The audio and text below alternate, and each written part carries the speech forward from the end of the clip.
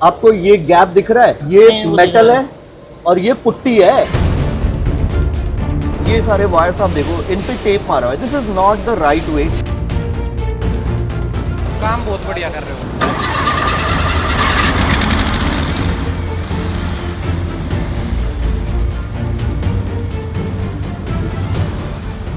ये मस्टैंग आई थी हमारे पास ना सस्पेंशन के लिए और ये सर्विस के लिए।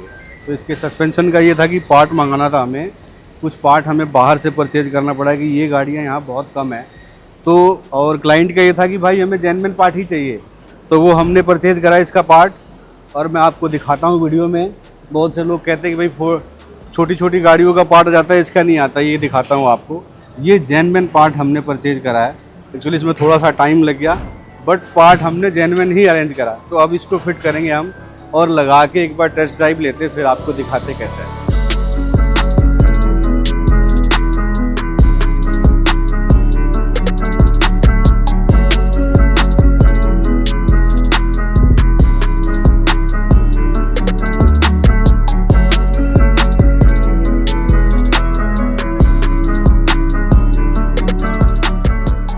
इसी में पूरा पुट्टी भरा हुआ है सर इसमें निकल आओ ये अरे भाई साहब, 1 इंच की पट्टी भरी हुई है सर इसमें। इधर आओ इधर आओ इधर आओ इधर आओ। पूरे में 1 इंच की पट्टी भरी हुई है। आपको ये गैप दिख रहा है, ये मेटल है और ये पुट्टी है। 1 इंची पूरी सर, पूरी 1 इंची भरी हुई है। तो ये दरवाजा तो कुछ बचा ही नहीं है। खत्म है सर दरवाजा, बिल्कुल बनेगा भी नहीं। बेस कितना है कुछ कर लो इसको, क्योंकि ये शेप आएगी नहीं सर इसकी। ये लाइनें खत्म पड़ी है, ये वाली जो लाइन होती है ना, ये तो है ही नहीं इसमें। ये तो पूरी अंदर दबा हुआ, ये हमारे को पूरी ऊपर चाहिए। इसमें तो दरवाजा ये बिल्कुल खत्म है सर।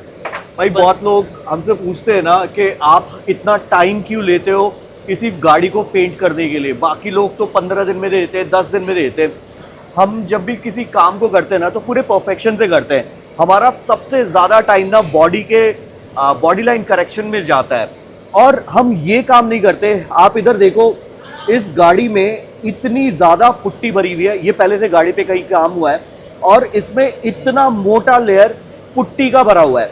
अब ये बताओ ये कितने दिन तक टिकेगा। अब देखो, ये आप देख रहे हो कितनी मोटी पुट्टी इसमें। ये क्या रहेगी यार, मतलब क्या फिनिशिंग आएगा, क्या क्लाइंट से आप अगर पैसे ले रहे हो, आप सेकेंड हैंड या कोई भी पार्ट लगा रहे हो, बट एटलीस्ट वो तो देखो कि उस पार्ट की वर्थ है कि नहीं। इतना पुट्टी भर के तो यूजलेस भाई, यूजलेस।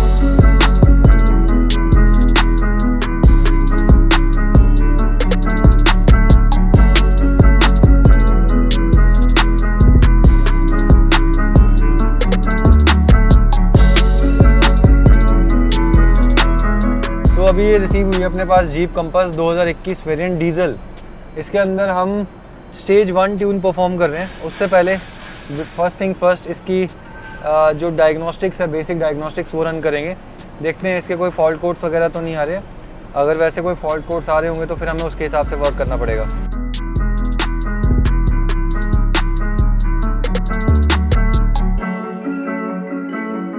गाड़ी तो स्टार्ट हो गई थी ना ये?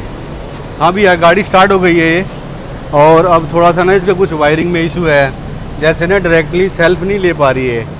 इसका वो चल रहा नहीं चल रहा था ना, नहीं चल रहा है, चाबी से स्टार्ट नहीं हो रही। हम वैसे तो डायरेक्टली स्टार्ट कर दिए इसको, नीचे से। हाँ, नीचे से जंप स्टार्ट करके कर दिए हैं। हाँ।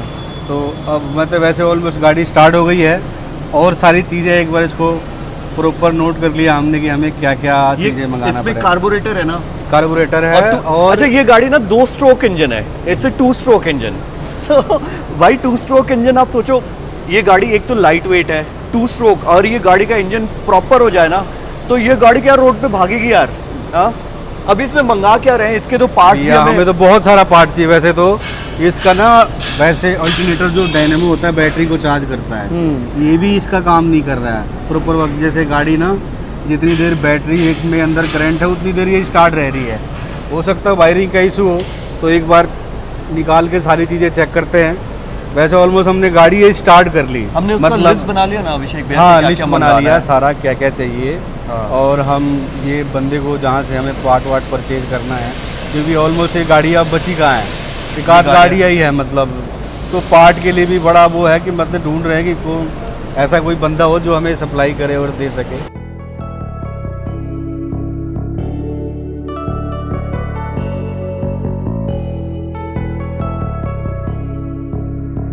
इन टाइप के रिस्टोरेशंस पे ना जो सबसे बड़ा चैलेंज आता है वो आता है बॉडी लाइन को करेक्ट करना, क्योंकि गाड़ियाँ बहुत बार ना रस्ट हो जाती है। 56 years old if I am not mistaken, 56 years old car, मतलब कब की बनी हुई है ये गाड़ी। और इंजन के जो परफॉर्मेंस वाले पार्ट्स होंगे, चाहे अल्टरनेटर हो गया, पुली के टाइमिंग बेल्ट्स और बहुत सारी चीज़ें यार, मतलब जो भी छोटी मोटी जो पाइपिंग्स हो गई, जो हॉर्स पाइप हो रहे हैं, वो सारे सड़ जाते हैं। It's all part of ageing. अब गाड़ी को अगर मेरे को परफेक्टली रेडी करना, अब देखो कितने सारे वायर्स अभी यहाँ पे दिख रहे हैं ना, जो ऐसे खुले हुए हैं, जिन पे टेप मारा हुआ है, ठीक है। ये सारे वायर्स आप देखो, इन पे टेप मारा हुआ है। This is not the right way, जहाँ पे ना टेप पे ये सब, मतलब अभी तो लिटरली मैं हाथ लगाऊंगा तो इतना ज़्यादा गंदा है ना। प्लस बहुत जगह आप देखो रस्टिंग है। अभी जब हम इसको लिफ्ट पे उठाएंगे ना तो आपको ये रस्टिंग दिखेगी, और ये रस्टिंग ना काफ़ी जगह है। तो जब हम इसको रेडी करेंगे ना तो डेफिनेटली हम इसको प्रिवेंट करेंगे कि ये फर्दर डैमेज नहीं हो। बट इन सारे पार्ट्स को चेंज करना, इन सारे पार्ट्स को बैक टू स्टॉक लेके आना एक चैलेंज होने वाला है, ये हमें पहले पता था।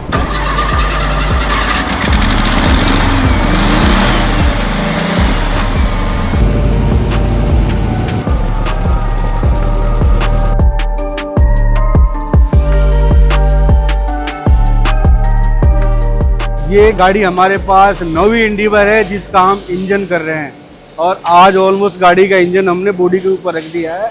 तो आज हम इसको स्टार्ट करेंगे और ये 12-13 घंटे गाड़ी स्टार्ट रहेगी, यानी कल भी ये एक ही जगह ब्रिटिश स्टेट पे स्टार्ट रहेगी। परसों इसको रोड पे रन अप करेंगे, कम से कम 250 से 300 किलोमीटर चलाएंगे पहले। उसके बाद हम क्लाइंट को देंगे कि छोटी छोटी चीज़ें जो है वो भी एक बार चेक करना है, जैसे इसका सस्पेंसन है। तो अभी तो हमने इसका इंजन खुला था, इस वजह से बहुत सारी चीज़ें हैं जो सस्पेंशन वर्क का भी काम है वो भी बच रहा है। पहले एक बार गाड़ी स्टार्ट करके इंजन की टेस्ट ड्राइव ले लें, उसके बाद फिर हम क्लाइंट को देंगे ये गाड़ी।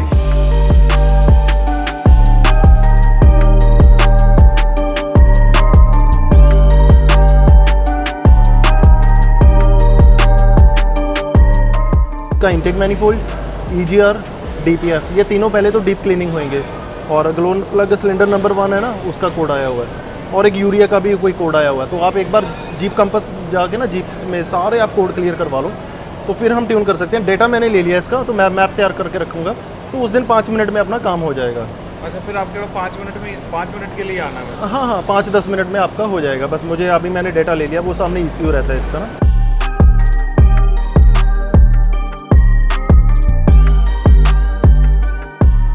अपने पास जो है जीप कंपास आई थी, हमने इसको जब पूरा डायग्नोज कराना, तो इसलिए कहते हैं डायग्नोज करना बहुत ज़्यादा ज़रूरी है। तो इसके अंदर कुछ ऐसे कोड्स जनरेट हो रहे थे जिसकी वजह से अगर हम ट्यूनिंग करते ना, शायद आगे चल के वो प्रॉब्लम ज़्यादा बड़ी होती।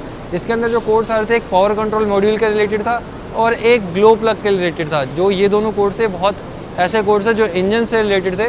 तो हमें ये ज़रूरी समझा कि पहले उसका जो ये सारे इश्यूज़ है वो रिजॉल्व हो प्रॉपर्ली, एंड फिर हम इस पर ट्यून करें। जब हमने डिस्कस किया क्लाइंट से, तो उन्होंने बोला कि वो पहले एक एजेंसी में चेक कराना ज़रूरी समझा उन्होंने। तो वो एक बार चेकअप करा के फिर हमारे पास गाड़ी दोबारा आएगी, एंड देन हम इस पर ट्यून करेंगे। इसीलिए हम हमेशा ये रिकमेंड भी करते हैं, अगर आप आपकी गाड़ी पे कोई भी ट्यूनिंग से रिलेटेड या परफॉर्मेंस से रिलेटेड काम करवा रहे हो, तो वो आप पहले उसका इंजन का पूरा चेकअप कराओ, क्योंकि इंजन ही एक ऐसी चीज़ है जिसके रिलेटेड वो परफॉर्मेंस इंक्रीज़ कर रहे हैं। अगर वो परफॉर्मेंस आगे चल के आप इंक्रीज़ कर रहे हो और इंजन में कोई प्रॉब्लम हो, तो बहुत बड़ा खर्चा पड़ सकता है आपकी जेब पे, और हो सकता है गाड़ी भी आपकी माल फंक्शनिंग करने लग जाए।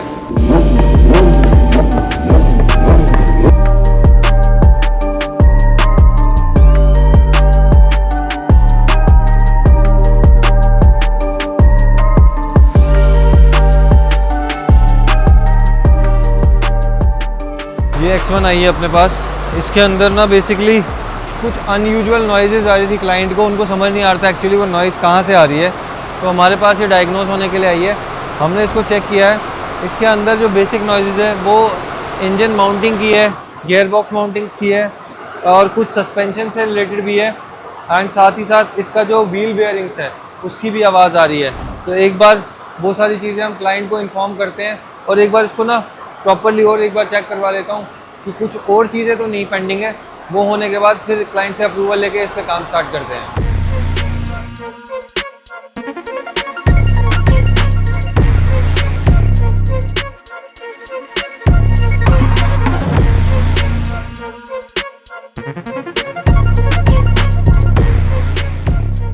अभिषेक भैया, सर की गाड़ी में ना हम ये जो क्रिस्टा है इसमें हमें कॉम्प्रिहेंसिव सर्विस करनी है और उसके बाद हमें एसी सर्विस भी करनी है, ठीक है। और सर के स्पेशल रिक्वेस्ट है, सर ना ब्रेक मार रहे हैं, ब्रेक डिस्क पूरी ख़त्म हो चुकी है, ब्रेक मार रहे हैं तो गाड़ी लेफ़्ट जा रही है ना, लेफ़्ट भाग रही है बहुत ज़्यादा। लेफ्ट जा रही है, कब से जा रही है? ये अभी से 2-3 दिन। ये देखो ना अभिषेक भैया, आपको ऐसे समझ नहीं आ रहा, इधर आओ, ये देखो, ये वाला ओके है भाई। अरे ये भी घिस गया है, ये देखो। और उस साइड वाला देखोगे ना, पैड तो बिल्कुल ही खत्म है, लास्ट में उस साइड वाला देखो, इनके ब्रेक पैड क्रिस्टा के जल्दी खत्म होते हैं क्या? इनने 12,000 पहले बोले 12,000 पे चेंज कराए थे, 12,000। तो ना ये देखो इसके जो कैलिपर्स के पिन होते हैं ना, जो ब्रेक के बीच में लगा होता है, हाँ। ब्रेक मारते हैं, हाँ, हाँ, होता हाँ। है, या तो वो जाम है जिसके कारण ना वो ये दबा रह ब्रेक- रहा है। हाँ, ब्रेक ज़्यादा खा रहा है। देख लो, बहुत से डिस्क लोग खत्म क्या हो करते हैं ना, ब्रेक पैड खोल के ब्रेक पैड चेंज कर देते हैं, बट वो कैलिबर की ग्रीसिंग होती है। जैसे आप ब्रेक मारते हो ना, सडनली आके लगता है और फिर वापस जाना चाहिए, हाँ। ये चिपक के चल रहा ये है, चिपक के चल रहा है जिसके मुझे। कारण ना इसका डिस्क भी खराब कर दिया। बहुत यही गंदा कहते हैं ना लोगों से कि भाई लोग काम करते हैं ना, पर वो छोटी छोटी चीज़ें नहीं देखते हैं। हाँ। अब इसके कारण देखो इसका डिस्क भी कट गया। पूरा कट चुका है।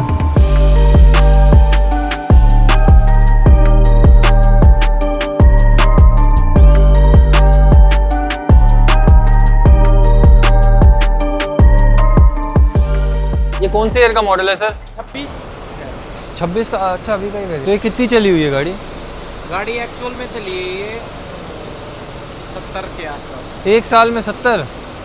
भाई साहब महीने में 10-15 हज़ार की किलोमीटर के रेट। 10-15 हज़ार एक महीने की। भाई साहब, कैसी लगी आपको फॉर्च्यूनर की परफॉर्मेंस? भाई बहुत बढ़िया काम बहुत बढ़िया कर रहे हो। कैसे सर? ये मतलब मैकेनिक की वजह से भी भाई, और जो अटेंड करते हैं जी जी जी, एडवाइजर वगैरह, बहुत बढ़िया भाई। Thank you sir, thank you. 5-6 हज़ार रुपये का डीजल फूक के इतनी दूर आया हूँ, आऊँगा जाऊँगा, टाइम भी खराब है, लेकिन भाई काम की उससे संतुष्टि हो जाती है। हाँ बिल्कुल, ये तो है सर, हमारा फोकस यही है कि आपको ना सेटिस्फेक्शन पूरा दे सके।